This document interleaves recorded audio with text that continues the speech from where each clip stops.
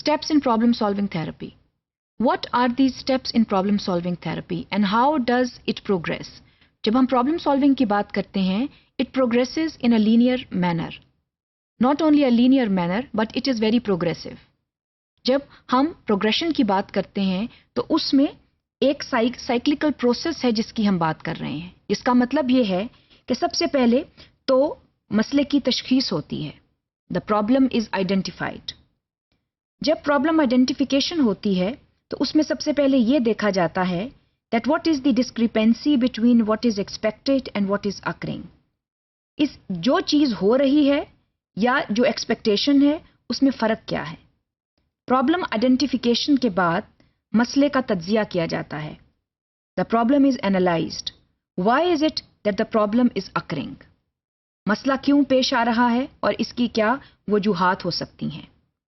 इसकी बिना के ऊपर एक प्लान डेवलपमेंट की तरफ हम जाते हैं, जिसका मतलब ये है कि एक प्रॉपर प्लान तश्कील दिया जाता है जिसके ज़रिए एक इंटरवेंशन की जाती है और ये देखा जाता है कि क्या हम उस गोल को जो हमने तशखीस किया है क्या हम उसको मीट कर रहे हैं या नहीं. इसमें 3 चीज़ें देखना अहम है. पहली बात तो ये कि व्हाट इज़ द गोल. दूसरी बात, what is the intervention plan to address this goal. हमने ऐसा क्या इंटरवेंशन प्लान तश्कील दिया गया है जिसके जरिए हम गोल को मसले को एड्रेस करेंगे.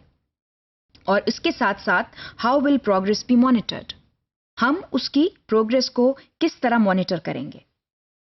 प्लान डेवलपमेंट के बाद प्लान इंप्लीमेंटेशन की बात आती है. How will the plan B implemented and how will the plan B implemented with integrity, which means कि किस ऑनेस्टी के साथ हम अपने प्लान को इंप्लीमेंट करेंगे. प्लान इंप्लीमेंटेशन के बाद इवैल्यूएशन का जो स्टेज है वो बहुत इंपॉर्टेंट है. जो प्लान इवैल्यूएशन है इससे ये पता चलता है कि जो प्लान आपने बनाया, जिस प्रॉब्लम सॉल्विंग थेरेपी को मद्देनजर रखकर जो आपने प्लान बनाया वो कितना इफेक्टिव था और क्या उसमें मजीद गुंजाइश बाकी है जिसके जरिए बेहतर तब्दीली आ सकती है. तो वहां पर हम ये देख रहे हैं कि ये हमें एक मुस्तकिल असिस्टेंस प्रोवाइड कर रहा है in identifying the problems. When it provides us a possible solution as well, then it becomes very easy to cope with problems because then we can find reasonable solutions to it. So first of all, it assists us to identify the problem, and second, it makes us find proper ways to deal with the problems. So identification और solution जो है दोनों इसके जरिए ठीक तरह से हासिल हो सकता है. इसके अलावा ये हमें ये भी मदद देता है कि हम बेस्ट पॉसिबल सोल्यूशन किस तरह हासिल कर सकते हैं.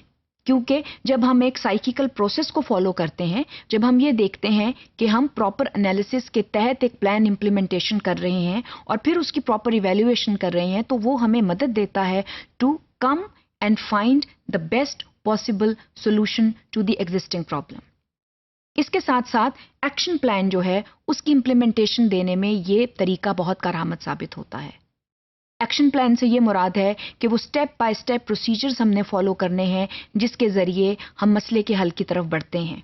और जब हम मसले का हल तलाश कर लेते हैं तो तब भी बात ख़त्म नहीं होती, क्योंकि वहाँ पर भी उसका प्रॉपर तज्जिया किया जाता है. और तज्जिया निगारी से हमें ये पता चलता है कि जिस हल की तरफ हम आए हैं उसकी क्या अहमियत है और उसकी क्या अफादियत है. इस वजह से ये प्रॉब्लम सॉल्विंग थेरेपी जो है ये एक फुल फ्लेज्ड प्रोसीजर है और इस प्रोसीजर में मुख्तलिफ स्टेप्स इन्वॉल्व हैं और उन स्टेप्स को हमने बतदरीज हासिल करना है.